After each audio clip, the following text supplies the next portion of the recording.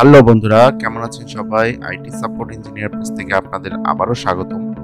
আজকে আমরা ছোট্ট একটি ভিডিও টিউটোরিয়াল নিয়ে আপনাদের সামনে হাজির হয়েছি। আজকে আমরা সিসকো সার্ভারের কিভাবে আইএলও পোর্ট কনফিগার করতে হয় এটি আমরা দেখাবো। কিভাবে সিসকো সার্ভারের ম্যানেজমেন্ট পোর্টে আইপি বসাইতে হয় এটা আমরা দেখাবো।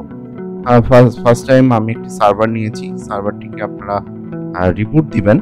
রিবুট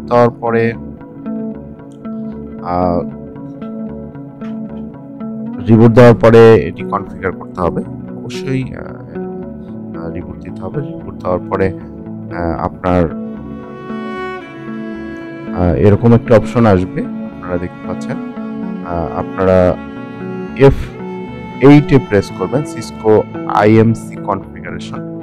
এই অপশনটিতে সিলেক্ট করবেন। এখানে অনেক অপশন আছে, সেটআপ অপশন আছে, F2 তে বুট অপশন আছে, F6 এ, F7 এ ডায়াগনস্টিক অপশন আছে। আমরা F8 প্রেস করব। F8 প্রেস করার পরে আমাদের F8 প্রেস করব। ইন্টার দেখবেন এখানে একটি ডায়ালগ আসছে, ইন্টারিং IMC কনফিগারেশন ইউটিলিটি। ওকে, আমার কনফিগারেশন মোডে চলে যাচ্ছে।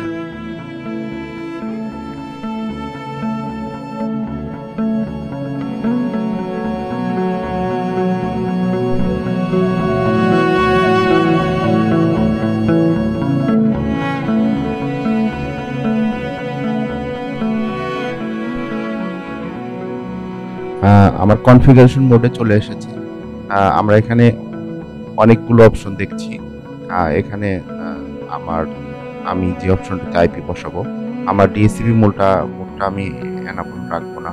আমি IPv4 যে ভার্সন ওটাকে আমি এনাবল করব। এনাবল করার পরে CIMC আইপি, এখানে আমি আমার আইএলও যে আইপিটা আছে সেই আইপিটা আমি এখানে বসাবো। তারপরে সাবনেট মাস্ক দেব, গেটওয়ে দেব। গেটওয়ে দেওয়ার পরে আমি অলরেডি কনফিগার করে রেখেছিলাম। আর এটা দেওয়ার পরে আমরা F10 প্রেস করে এটাকে সেভ করব। কনফিগারটিকে F10 প্রেস করে কনফিগারটি সেভ করব। সেভ করার পরে F5 দিয়ে রিফ্রেশ করব এবং EXG বাটন দিয়ে আমরা সার্ভারটিকে আবার রিবুট দিয়ে দেব। দেখেন আমরা রিবুট দিয়ে দিচ্ছি, সার্ভারটি রিবুট হচ্ছে। ওকে, আমার সার্ভারটি রিবুট হয়ে গেছে।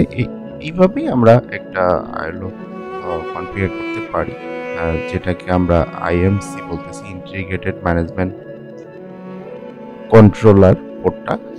এই পোর্টটা কনফিগার করলে আমরা সিসকো সার্ভারে আইএলওর মাধ্যমে লগ ইন করে এটা ট্রাবল শুট করতে পারবো। থ্যাংক ইউ বন্ধুরা, ভালো থাকবেন। বেশি বেশি আমার ভিডিওটি দেখেন এবং আমার চ্যানেলটি সাবস্ক্রাইব করেন, শেয়ার করেন। ধন্যবাদ।